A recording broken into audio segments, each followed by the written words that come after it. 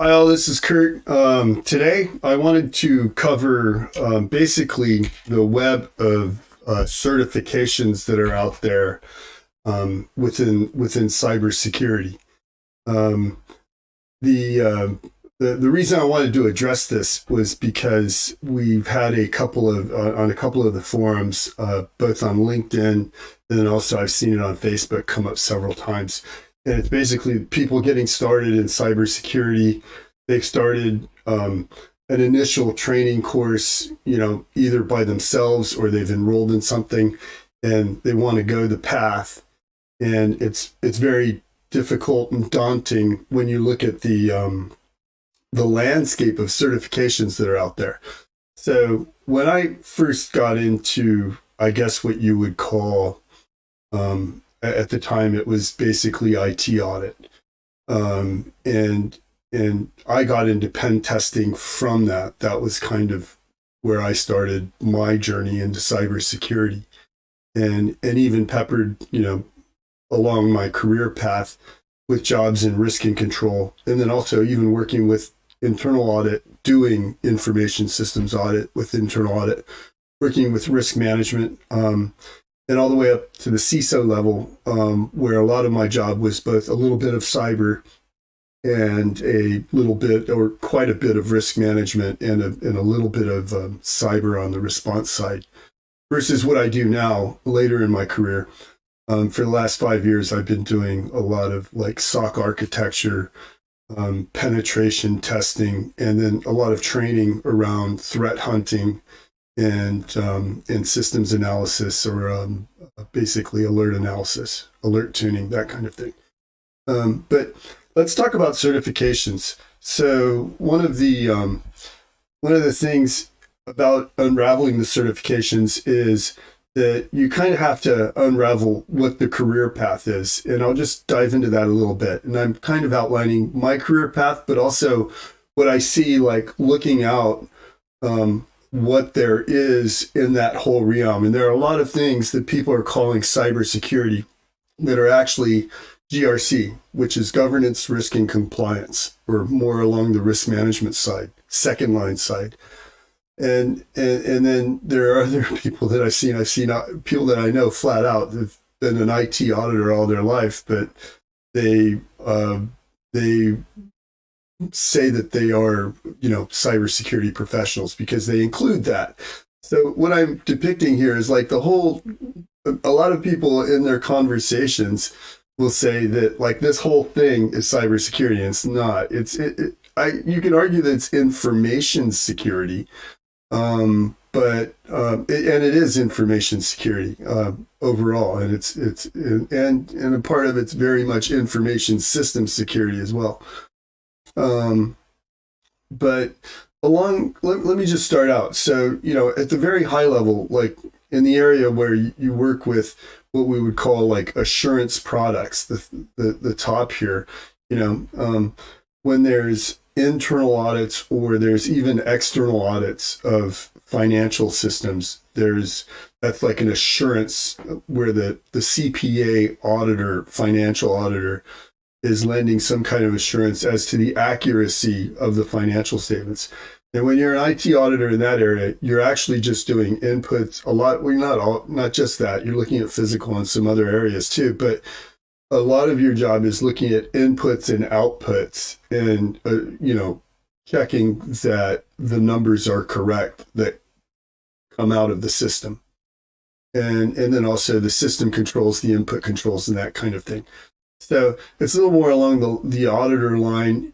There's not, and I put an arrow down the middle, I say technical skills requirement. It's not that that's any less technical in that area. I've seen really good IT auditors that don't have, command line hacking skills, but they can ask the right questions and zero in on issues that may be a control issue that actually comes over here for the risk and compliance guys to look at and evaluate and decide how they're going to, do a plan, do, check, and assure cycle along that, and to fix whatever the IT auditor finds. In that area, though, let's talk about certification. So, in that IT audit area, I started out with CISA, the Certified Information Systems Auditor. I got that back in like 2000. I still recommend it if you want to go that route. What it does, though, what doing IT audit does, though, is it really opens your eyes to a variety of industries, especially if you can get into a job like that in a big four, because then you'll get, a lot of times you'll get wide exposure, especially when you're younger in life. And that actually gives you kind of like the street smarts about the systems that are out there and what companies are using what systems and that kind of thing. And it's a really good path. It's the path I took as well. The technical skills, it's good to have IT knowledge, general IT knowledge, and then maybe an understanding of development or development life cycles. But what tends to happen from there is you go from IT audit and people move into what is risk management or governance, risk, and compliance, where you're familiar with the systems. You've been exposed to a lot of systems through the audit experience, and you move into something that's a little more management related.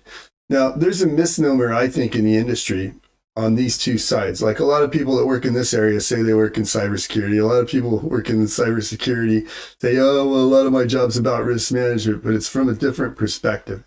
Either way, they're two separate animals. And certifications in that area, if you want to work there, a CISO works in this area as well as like a certified information security manager, because you want some kind of a security certification there. And I'll explain in a minute why the CISSP is the way it is, but and that's an important certification too. But that that you want to say that you've looked at a variety of systems, that there are weaknesses in systems, and you found them before as both an IT auditor and the controls that are around a system, and then what the risk management process should be to improve those systems when an auditor finds something or a weakness is found otherwise.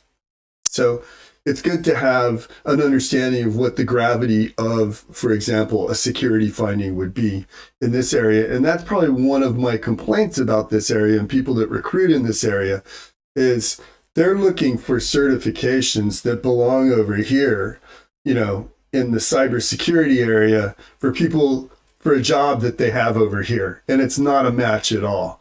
And a lot of times they're looking for people to fill jobs over on this side, on the cybersecurity side, but they're asking for certifications that are over here because somebody's posted it on another job description that they're copying or whatever. The reason I put the CISSP like this is there's a couple misnomers about the CISSP. So I've been a CISSP since 2002, I think. It's so long, I don't remember. But anyways, so back in the day when I got certified, I got my my CISA relatively quick because I worked at Ernst & Young and I was exposed and I had the 4-year degree and I got that work experience. I think it was 2 years. And then I sat for the CISA and I passed it. And then a couple of years later, I sat for the CISSP and I actually did my work experience and filled the requirements before I applied for the test. And I passed it. And I've met a lot of CISSPs that I know. And I've seen companies back, mid 2000s, like just basically everybody that started at the company went and sat for the CISSP exam. No question about experience or anything like that. And that the bosses were writing off their experience.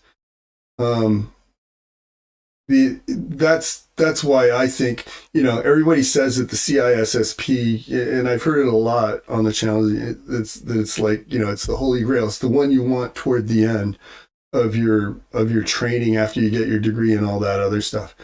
I would kind of argue that if you're going to work in the GRC area, that CISSP probably leans a little more to that risk and compliance area. I've met some really good security. Look, if you get up in the IT audit there's also security audit. You can audit SOCs and that kind of thing. So it gets interesting. and CISSP, I've seen some really good CISSP IT auditors as well. But in cybersecurity, it's just so much of a mainstay and so associated with that as an information security professional, that, it does have a little bit of pullover in cybersecurity. But me, as an experienced hiring manager and looking across the talent landscape, what I've seen a lot come out of are more or less like not even more than less, is the offensive security, OSCP, OSC certifications.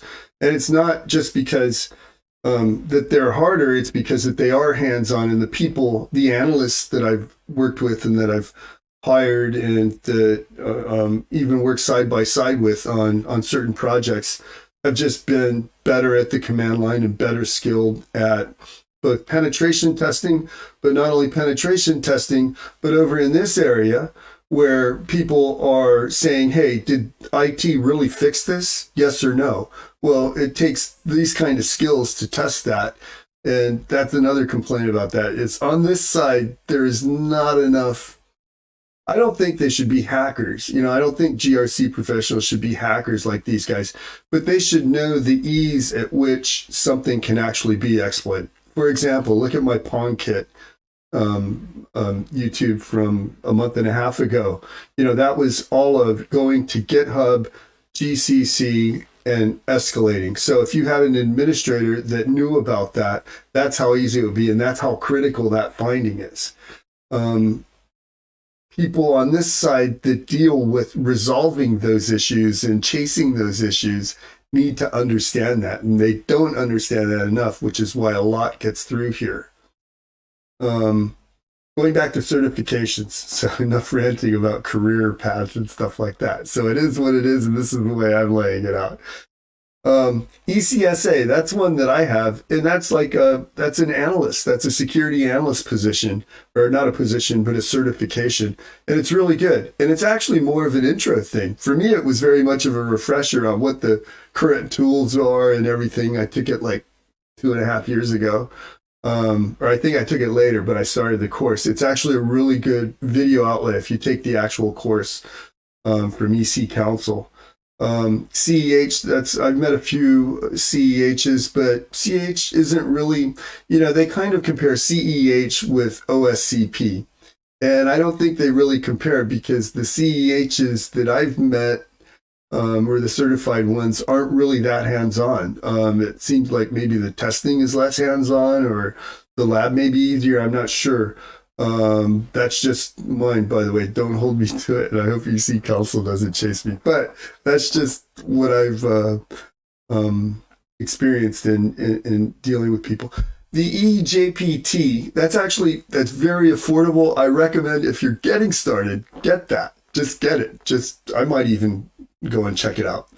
They say I know a couple of people that are more experienced that actually checked it out. They said it was quite easy, so I might check it out just because it's a basic skills thing. And CompTIA Security Plus, that's another like a basic skills thing to understand what's out there. But I think if you're going to take these two, go ahead and make the investment. Maybe this is my recommendation from my perspective, is to go in with the OSCP. And the reason is by taking these two certifications, you're aware of, okay, there's these tools out there. But when you dive into the OSCP labs and you dive into that study and you do it regularly, the experience on this side turns into more of a craft trade. Because in order to understand the exploits that are out there, you need to understand the tools that are out there and what the level of the tools are, and how they affect the risk side as well, and having that understanding, to have a good balance of both of those understandings, both on the technical side be solid, but also be able to have the conversation on the risk side. And I think that's a lot easier, and that's a lot more doable than to have somebody who's super deep on the risk side but can't have the conversation about what the real risks are with certain exploits. on the cybersecurity side. That's my 2 cents. I hope you enjoyed it. It was good. If you have any comments, questions, please comment down below, or go to the YouTube channel and subscribe. A lot of subscribers, a lot of support. I appreciate it. Not a whole lot of feedback from like the personal security video I did a couple weeks ago. I apologize for the sound on that. I hope the sound on this is better. Oh, I don't have my earphone monitors in today. Okay. Have a good day. Take care. I hope you enjoyed it.